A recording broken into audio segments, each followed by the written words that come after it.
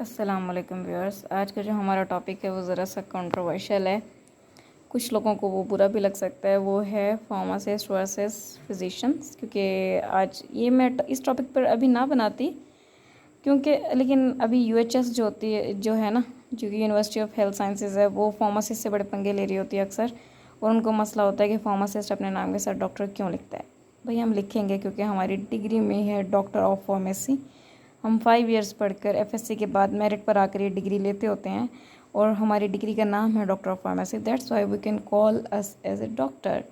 Doctor एक title है। Doctor का ये मतलब नहीं है कि हम डायग्नोज करने बैठ गए हैं जी, हमने फिजिशियन को रिप्लेस कर दिया। नहीं, डॉक्टर का मतलब हरगिज़ नहीं है। सही है, डॉक्टर का एक टाइटल है जो कि एक पीएचडी भी यूज़ करता है, जो कि डॉक्टर ऑफ फिलोसफी होता है। एक डीपीटी भी यूज़ कर सकता है जो कि डॉक्टर ऑफ फिजियोथेरेपी होता है। एक डेंटिस्ट भी यूज़ करता है जो कि दांतों का डॉक्टर होता है। ठीक है, एक वेटनरी भी डॉक्टर का टाइटल यूज़ करता है क्योंकि वो जानवरों का डॉक्टर होता है। सो इस टाइटल पर जो बार बार एमबीबीएस वाले लोग लड़ाई करते होते हैं ना, इससे ज़रा फिर ये प्रोफेशनल जेलसी क्रिएट हो जाती होती है फार्मासिस्ट और उसमें एमबीबीएस में। बेसिकली दोनों ही इक्वल जो है वो प्रोफेशन है। दोनों ही हेल्थ केयर के लिए बहुत इम्पॉर्टेंट है। सिंपल फिजिशियन आपको मेडिसिन प्रेस्क्राइब कर देगा, लेकिन उसको नहीं पता उन मेडिसिन ने क्या आपके साथ बुरा करना है। वो नहीं उसका काउंटर इफेक्ट जानता होता। ठीक है, तो इसलिए फार्मासिस्ट का होना बहुत ज़रूरी है। तो बेसिकली शॉर्ट सा मैं आपको बता देती हूँ कि एमबीबीएस वाले वो होते हैं जो कि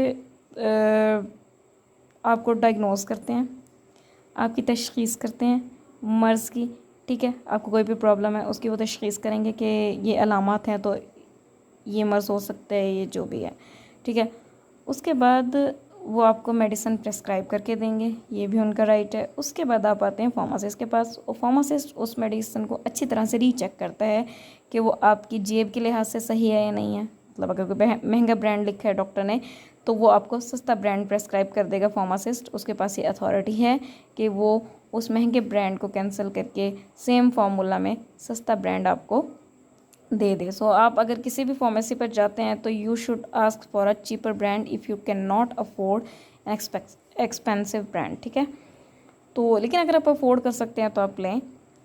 तो उसके बाद आ जाता है फार्मासिस्ट का रोल भी बहुत इंपॉर्टेंट है, जाहिर सी बात है। लेकिन जो प्रोफेशनल जेलसी है ना, ये नहीं होनी चाहिए।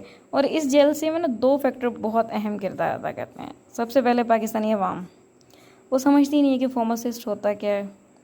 और दूसरा है पाकिस्तानी गवर्नमेंट जो कि हमारे लिए जॉब्स ही क्रिएट नहीं करती, जो कि हेल्थ केयर सिस्टम में हमें बहुत कम स्पेस देती है। अब तो बल्कि देना शुरू हो गई है, कुछ सीटें हमारी जो होती हैं वो निकल आती हैं। अदरवाइज़ हेल्थ केयर सिस्टम में फ़िज़िशियन और नर्सेज़ को ही बहुत ज़्यादा फोकस किया जा रहा होता है। पाकिस्तान में फार्मासिस्ट की सीट्स जो होती हैं वो नहीं निकाली जाती, जो कि एक बहुत बड़ा गवर्नमेंट की तरफ से आप ये समझ लें कि नेग्लिजेंस है। इस तरह अगर हम फार्मासिस्ट सिस्टम में होंगे तो बहुत से फ़ायदे होते हैं।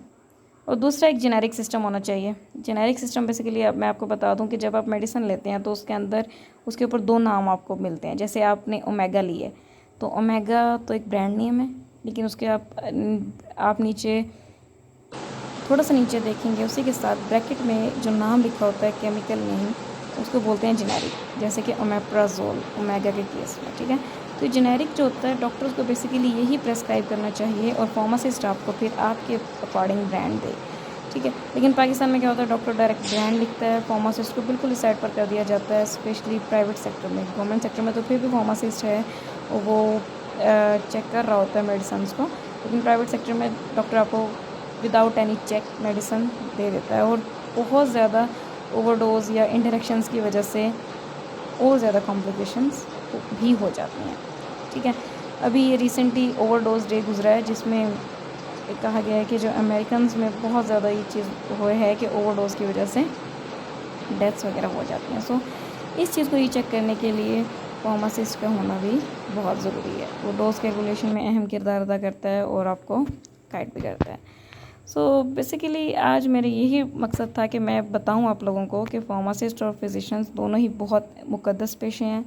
दोनों ही हेल्थ केयर सेक्टर के लिए बहुत इम्पॉर्टेंट हैं। दोनों का एक दूसरे के बगैर गुजारा नहीं है।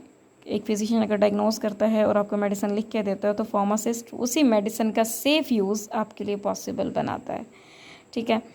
तो इसलिए मेरा जो व्यू है कि फार्मासिस्ट और फिजिशियंस को आपस में लड़ने की बजाय इनको अताइयों के ख़िलाफ़ लड़ना चाहिए, जो कि बेसिकली बैठे होते हैं छोटे छोटे गाँव में और वही असल काम ख़राब करते होते हैं।